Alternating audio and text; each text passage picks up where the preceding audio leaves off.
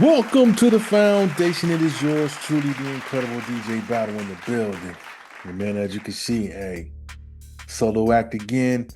Hey, ready to get straight to the topics, but disclaimer time, basically letting you guys know that, hey, it's just the king up in here. Just going to touch on a few subjects that took place in between the last show and the current one.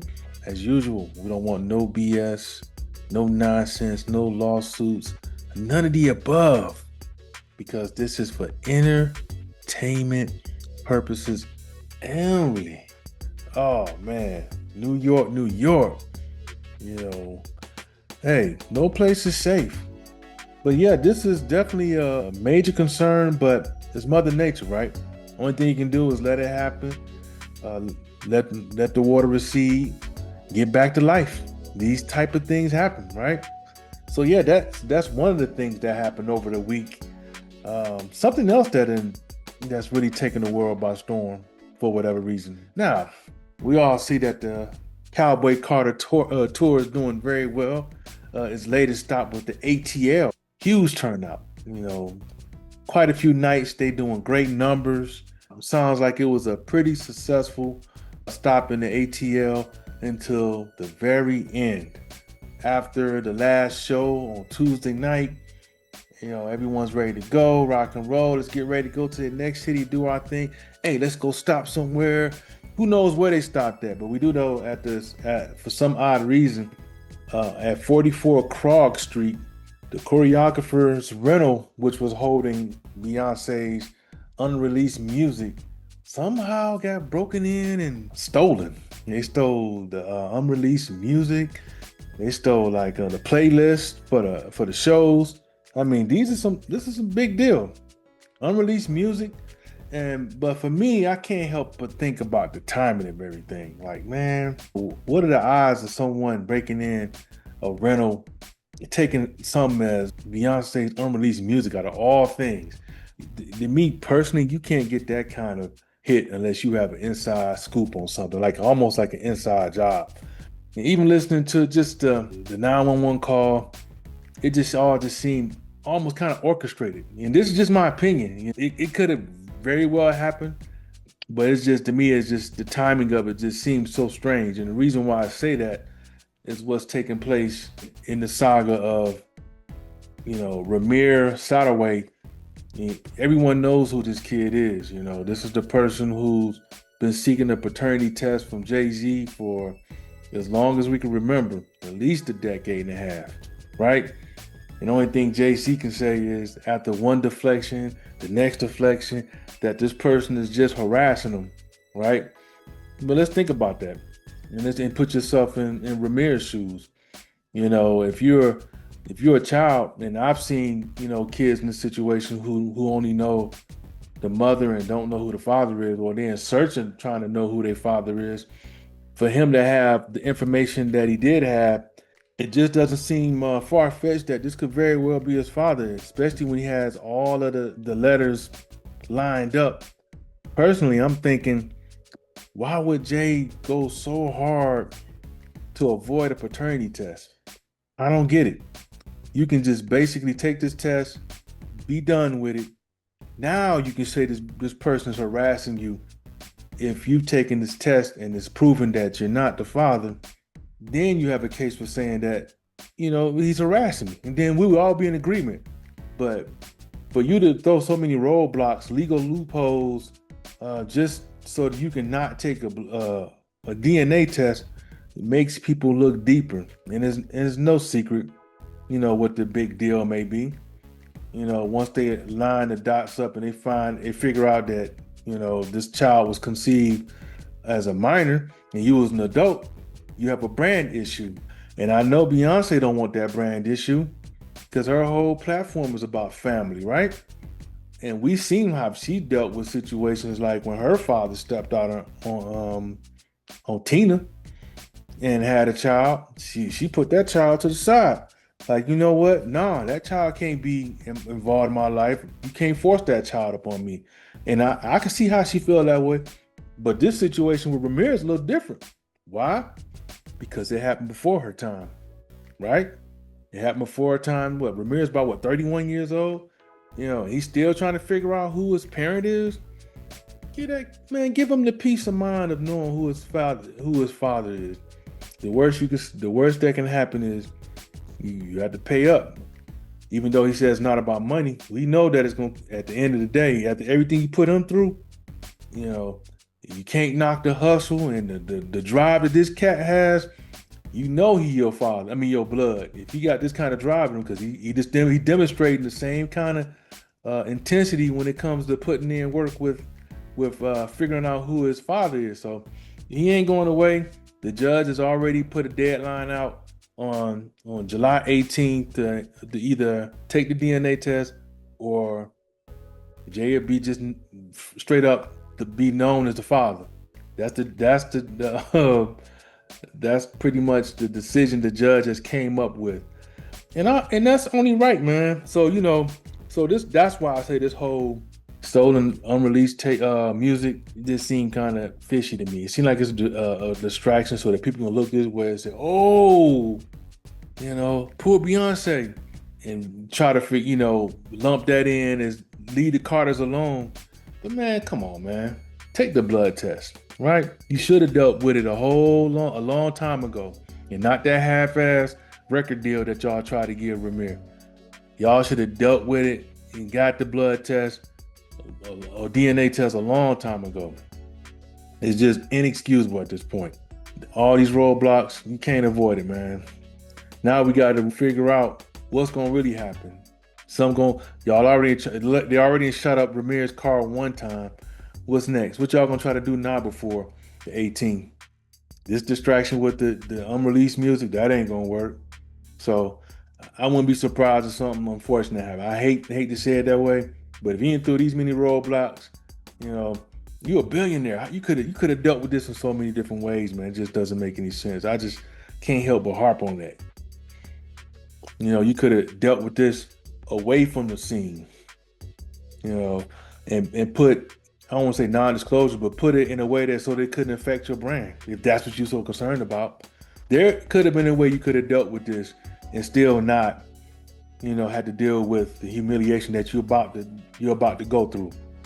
But at the end of the day, the Carters have made billions, so they'll be all right either way. So ain't nobody over here with a violin playing any sad songs. So you need to pay up, B. You need to go ahead and take that test and find out if this your son or not.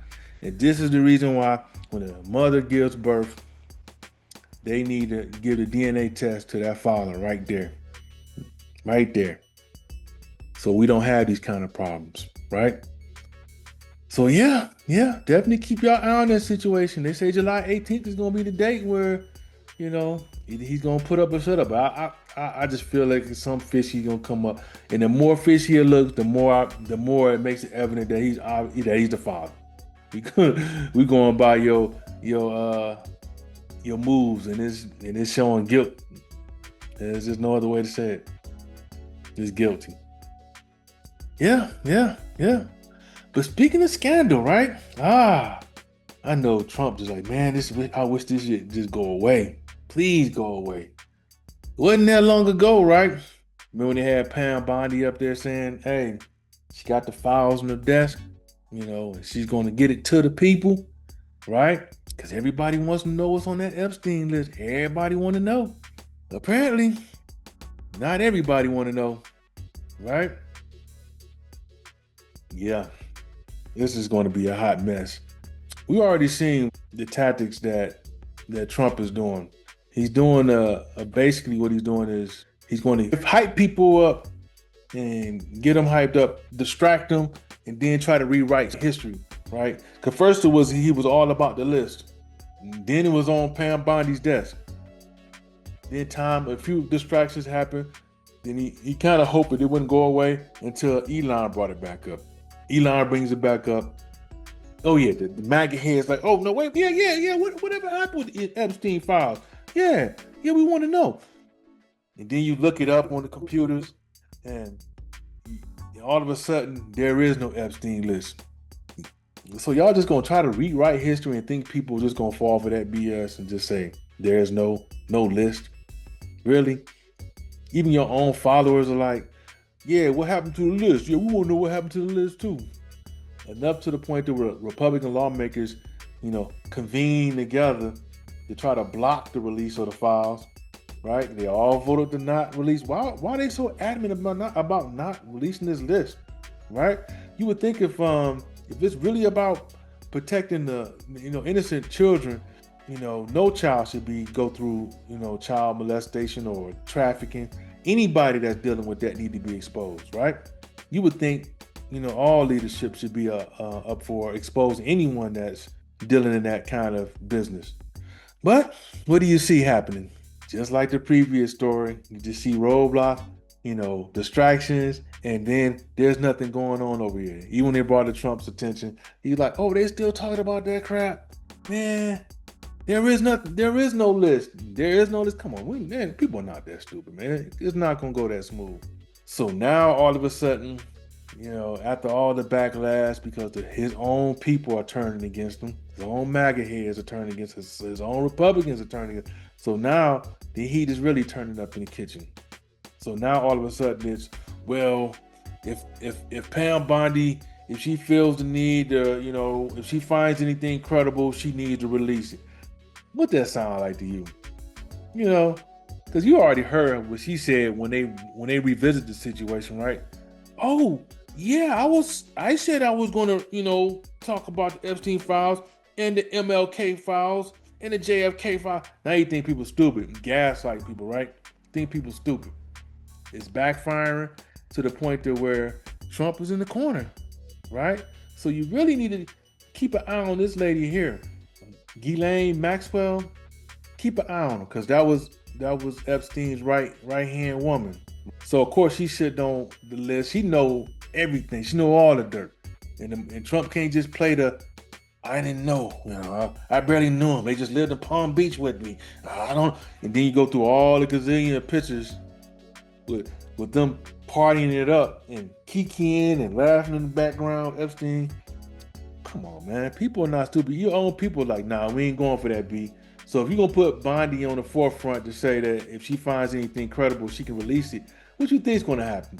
They gonna perform theater right in front of your face again and orchestrate some script where she has to follow and make it look like she's following it to a T and find that there's nothing credible to find. We've already seen this before, right? So for us, we just sitting back with popcorn like, okay, we see the BS. So now that we know that he's backed in the corner, here's where you need to be concerned, everyone. You really need to be concerned, because now he's going to pull the big joker out. What's the big joker?